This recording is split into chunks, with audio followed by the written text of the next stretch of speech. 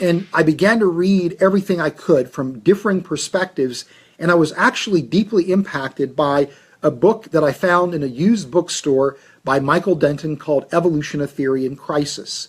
I remember reading Niles Eldredge and Stephen Jay Gould, Stuart Kaufman, and these are three authors that are, again, sympathetic to the evolutionary paradigm, but were challenging the standard evolutionary account.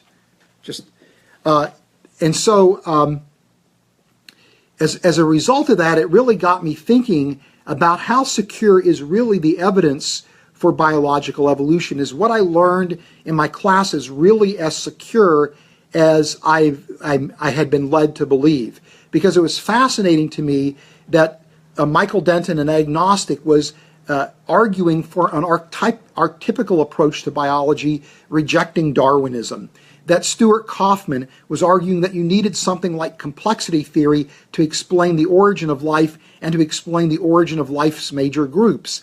That while he argued that natural selection and sexual selection and genetic drift might be able to explain microevolution and speciation, there was something that was missing, and that maybe complexity theory could provide that missing information. And of course you had Gould and Eldredge arguing that the fossil record doesn't show gradualism, but shows essentially explosive appearance of major groups followed by vast periods of stasis.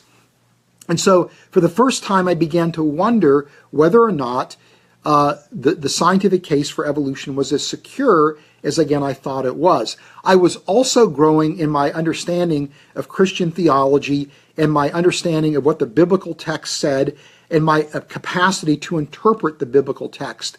And I walked away from that exercise recognizing that there had to be a historical Adam and Eve from which all humanity originates.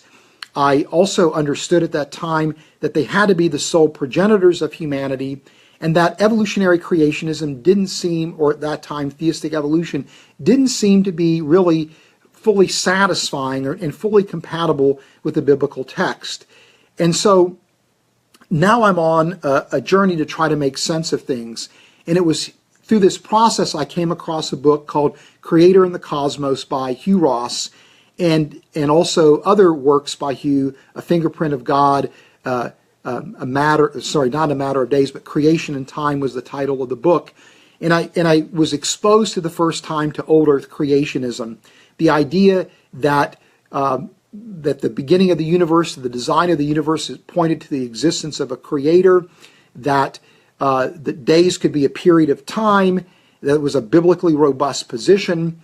But yet Hugh, like Gould and Eldredge, like Stuart Kaufman, like Michael Denton, expressed skepticism about the evolutionary paradigm.